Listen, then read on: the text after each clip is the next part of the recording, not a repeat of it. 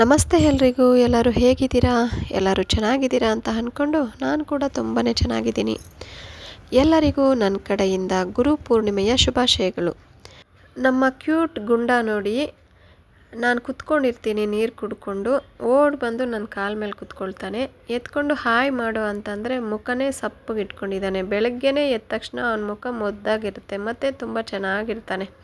ಇವನ ಜೊತೆ ಆಟ ಆಡಿಕೊಂಡು ಟೈಮ್ ವೇಸ್ಟ್ ಮಾಡೋದು ಬೇಡ ಅಂತ ಅವನ್ನ ಅಲ್ಲೇ ಬಿಟ್ಟು ಬೇಗ ಸ್ನಾನ ಮುಗಿಸಿ ದೇವ್ರ ಪೂಜೆ ಎಲ್ಲ ಮುಗಿಸ್ತೀನಿ. ದೇವ್ರ ಪೂಜೆ ಮುಗಿಸುವಷ್ಟರಲ್ಲಿ ಕೆಳಗಡೆ ನಾಯಿಗಳು ಕರೆಯೋ ಸೌಂಡ್ ಕೇಳಿಸುತ್ತೆ. ಅವ್ರು ಬಂದು ಗೇಟನ್ನು ಪರಾಪರ ಅಂತ ಕಾಲಲ್ಲಿ ಕೆರೀತಾರೆ. ಆವಾಗ ಸೌಂಡ್ ಗೊತ್ತಾಗ್ಬಿಡುತ್ತೆ ನನಗೆ. ಕೆಳಗಡೆ ಹೋಗಿ ಅವ್ರಿಗೂ ಊಟ ಹಾಕ್ಬಿಡೋಣ, ಯಾಕಂದರೆ ದೇವಸ್ಥಾನಕ್ಕೆ ಹೋಗಿ ಬರೋದಕ್ಕೆ ಎಷ್ಟೊತ್ತಾಗುತ್ತೋ ಏನೋ ಗೊತ್ತಾಗಲ್ಲ. ಅವ್ರಿಗೆ ಊಟ ಹಾಕ್ಕೊಟ್ಬಿಟ್ರೆ ಅವರೆಲ್ಲೋ ಒಂದು ಕಡೆ ಕೂತಿರ್ತಾರೆ, ಮಲಗಿರ್ತಾರೆ, ನನಗೂ ಸಮಾಧಾನ. ಇಲ್ಲ ಅಂದರೆ ಅವ್ರು ನನ್ನ ಹುಡ್ಕೊಂಡು ಬರೋದು, ಜನಗಳು ಅವ್ರಿಗೆ ಹೊಡಿಯೋಕ್ಕೆ ಹೋಗೋದು, ಆ ಥರ ಎಲ್ಲ ಮಾಡ್ತಿರ್ತಾರೆ ಅಂತ ಓಕೆ ಇವ್ರಿಗೂ ಊಟ ಹಾಕ್ಬಿಟ್ಟು ಆಮೇಲೆ ನಾನು ರೆಡಿ ಆಗೋಣ ಅಂತೇಳಿ ಅವ್ರಿಗೆ ಊಟ ಹಾಕ್ಬಿಡ್ತೀನಿ. ಅವ್ರಿಗೆ ಊಟ ಹಾಕಿ ಮೇಲೆ ಬರೋಷ್ಟರಲ್ಲಿ ಇವ್ನು ನೋಡಿ ಬ್ರೌನಿ, ಅವ್ರಿಗೆ ಊಟ ಹಾಕಿದ್ದೀರಲ್ಲ ನನಗೂ ಊಟ ಕೊಡು ಅನ್ನೋ ಥರ. ಇವ್ರಿಗೆ ಆಲ್ರೆಡಿ ಎದ್ದ ತಕ್ಷಣ ಹಾಕೋದೇ ಇವ್ರಿಗೆ ಫಸ್ಟು ಊಟ ಹಾಕಿ ಹಾಲೆಲ್ಲ ಹಾಕಿ ಹೊಟ್ಟೆ ಫುಲ್ ಮಾಡಿಬಿಡ್ತೀನಿ, ಚೆನ್ನಾಗಿ ತಿಂದುಬಿಡ್ತಾರೆ. ಇವನು ಜಲಸ್ ಪಡ್ತಿದ್ದಾನೆ. ಕೆಳಗಡೆ ನಾಯಿಗೆ ಹಾಕಿದ್ದೀನಲ್ಲ ಅದನ್ನು ನೋಡ್ಕೊಂಡು ಬಂದು ನಮಗೂ ಕೊಡು ಅನ್ನೋ ಥರ ಕೇಳ್ತಿದ್ದಾನೆ. ನೀವೇ ಕೇಳಿಸ್ಕೊಳ್ಳಿ. ತಿಂದೆ ತಾನೆ? ತಿಂದಿಲ್ವ ನೀನು? ತಿಂದಿಲ್ವೇನೋ? ಕರಿಯ ನಡಿ, ನೀನು ಆಚೆ ನಡಿ. ನೀನು ಯಾಕೋ ಬಂದೆ?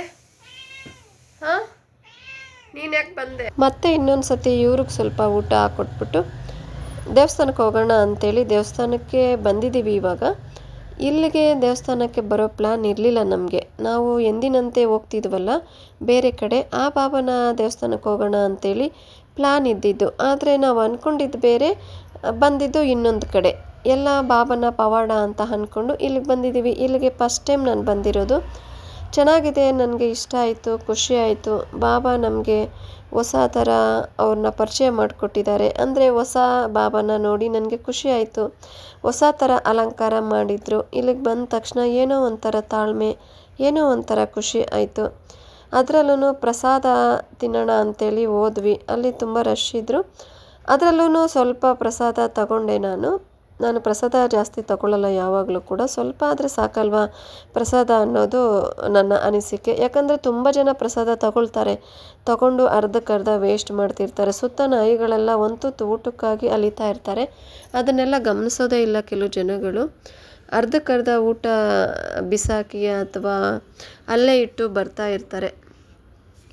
ನನಗೆ ಮೈಸೂರು ಪಾಕ್ನ ನೋಡಿ ತುಂಬ ಖುಷಿ ಆಗುತ್ತೆ. ದೇವ್ರ ದರ್ಶನ ಆಯಿತು, ಪ್ರಸಾದ ತಿಂದಿದ್ದಾಯಿತು. ಮನೆಗೆ ಬರೋ ಟೈಮ್ನಲ್ಲಿ ಇವ್ರು ನನ್ನ ನೋಡಿ ಹಿಂದೆನೇ ಓಡಿ ಬರ್ತಿರ್ತಾರೆ. ಇವ್ರನ್ನೂ ಕರ್ಕೊಂಡು ಬಂದು ಮನೆ ಹತ್ರ ಊಟ ಹಾಕಿದ್ದಕ್ಕೆ ನನಗೆ ತುಂಬಾ ಖುಷಿ ಆಯಿತು. ನನಗೆ ಪ್ರಾಣಿ ಪಕ್ಷಿಗಳಿಗೆ ಊಟ ಹಾಕೋದ್ರಲ್ಲಿ ಇರೋ ಖುಷಿ ಬೇರೆ ಯಾವುದ್ರಲ್ಲೂ ಸಿಗಲ್ಲ. ಓಕೆ, ಇವತ್ತಿನ ಲಾಗ್ ಇಲ್ಲಿಗೆ ಮುಗಿಸೋಣ. ಮತ್ತೆ ಹೊಸ ಲಾಗ್ ಜೊತೆ ಬರ್ತೀನಿ, ಮತ್ತೆ ಸಿಗ್ತೀನಿ, ಹೊಸ ಥರ ವಿಡಿಯೋ ಮಾಡ್ತೀನಿ ಅಂತ ಹೇಳ್ತಾ ಇಲ್ಲಿಗೆ ಈ ವಿಡಿಯೋ ಮುಗಿಸ್ತಾ ಇದ್ದೀನಿ. ಟಾಟಾ, ಬಾಯ್ ಬಾಯ್.